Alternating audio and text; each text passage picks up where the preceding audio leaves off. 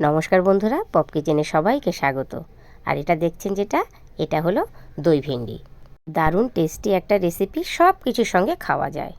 ভেন্ডি করতে কী কী লাগে দেখে নিই। এবার লাগছে আমার ভেন্ডিগুলো একদম ফ্রেশ, আর দেখুন আমি ধুয়ে পরিষ্কার করে নিয়েছি। মশলা লাগছে গরম মশলা, জিরে, কাজু, পোস্ত, আদা রসুন জিরে লঙ্কা বাটা, দই, তেজপাতা, কাঁচা লঙ্কা, শুকনো লঙ্কা। কাঁচা লঙ্কা, পোস্ত, কাজু আর জিরেকে মিক্সিতে ঘুরিয়ে নিলাম। কড়াইয়ে দিয়ে দিয়েছি তেল। তেলটা গরম হয়ে যাওয়ার সাথে সাথেই আগামাথা কেটে রাখা ভেন্ডিগুলোকে দিয়ে দিলাম। নেড়েচেড়ে এর মধ্যে দিয়ে দিচ্ছি হলুদ আর নুন। এবার ভালো করে মিশিয়ে সুন্দর করে লাল লাল করে ভেজে তুলে নিলাম। অন্য একটা কড়াইয়ে তেল দিয়ে তেল গরম হওয়ার সাথে সাথেই সোমবার দিয়ে দিলাম জিরে, গরম মশলা, তেজপাতা, শুকনো লঙ্কা। তার সঙ্গেই দিয়ে দিলাম বেটে রাখা মশলাগুলো, মিক্সিতে ঘোরানো মশলাগুলো সুন্দর করে নেড়েচেড়ে এর মধ্যে দিয়ে দিলাম নুন আর হলুদ।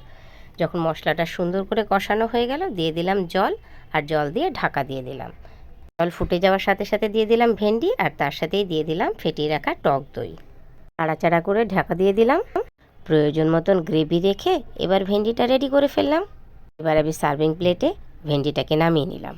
তাহলে বন্ধুরা, কেমন লাগলো আমার এই দই ভেন্ডি রেসিপিটা? ভালো লাগলে একটা লাইক আর সাবস্ক্রাইব করতে ভুলবেন না।